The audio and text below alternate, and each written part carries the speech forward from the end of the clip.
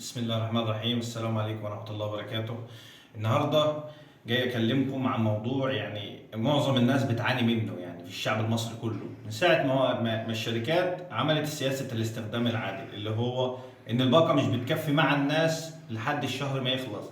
لا، ده في ناس ممكن تشحن 3 4 مرات في الشهر لهدف إن هو مش بيشحن الباقة اللي بتناسبه، هو بيشتغل على أقل باقة في الشركة وبيشتغلها ايه بتخلص معاه ما بتكملش. فدلوقتي احنا هديك حلول ونصايح ان انت تستخدم الباقه المناسبه ليك، وفي نفس الوقت هتحافظ على الباقه وعلى اللي فاضل لك منها لحد مثلا المده المعينه ليك. دلوقتي الاستخدام بتاع الباقه بيخلص بسرعه بسبب ان الكواليتي بتاعت الخدمه والفيديوهات اللي احنا بنسمعها والمواقع والابلكيشن بتاع الموبايل كله بقى بيستهلك حاجات اكتر من زمان. اللي كان الاول بيستهلك نص ميجا دلوقتي بقى بيستهلك 4 ميجا، الاول كان بيستهلك ربع ميجا دلوقتي بقى بيستهلك مثلا 8 ميجا. طبعا انت لما بتسمع فيديو على اليوتيوب الجودة بتاعته بتعلى، فبالتالي الاستهلاك بتاعك بيعلى في الباقة، فانت تحس ان الباقة بتتسرق منك او ان انت الباقة بتخلص بسرعة. لا بالعكس، انت لما تحدد الباقة المناسبة لاستخدامك هتلاقي ان الباقة معاك بتكمل لحد اخر الشهر، وفي نفس الوقت تعمل الاعدادات المظبوطة للواي فاي بتاعك عشان مفيش حد يخترقها. طيب احنا هنعمل ازاي الكلام ده كله؟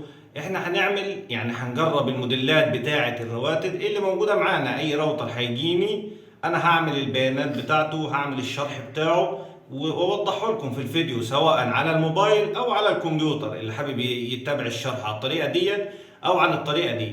فانا هذكر اسم الراوتر والموديل بتاعه في كل شرح من الشروحات بتاعة القناة ان شاء الله.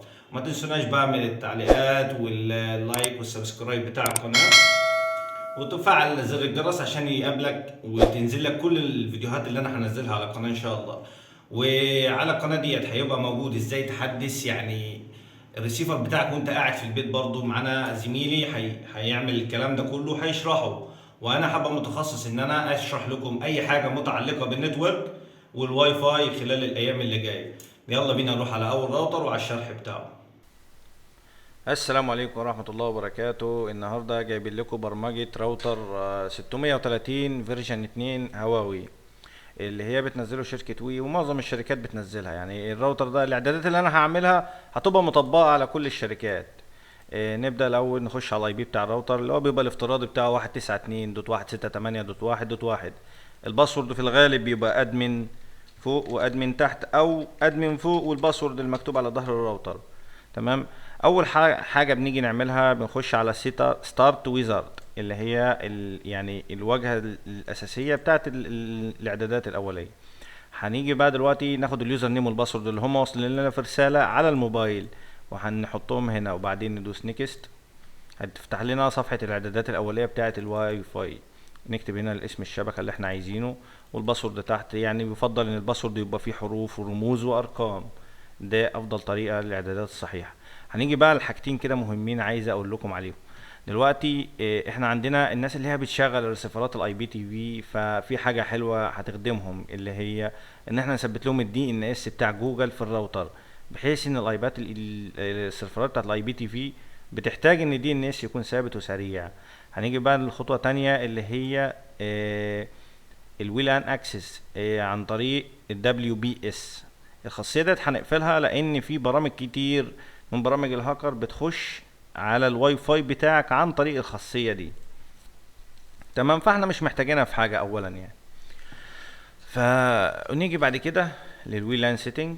هنخش برضو ناخد نظره سريعه. عندك الماكسيموم كلاينتس اللي هي عدد العملاء المسموح لهم ان هم يخشوا على الواي فاي.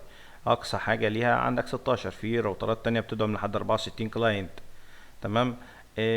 عندك هنا الباسورد وده اسم الشبكه. بس انا اذكر ان مفيش حاجه تاني ان نقدر نعملها في الراوتر. هي دي الاعدادات المطلوبه كلها، وان شاء الله في شرح جاي للريسيفرات وافضل انواع الريسيفرات اللي بتشغل الاي بي تي في. والايام الجايه ان شاء الله هنشرح كل الراوترات او معظم الراوترات بتاعت كل الشركات. وشكرا والسلام عليكم ورحمه الله وبركاته.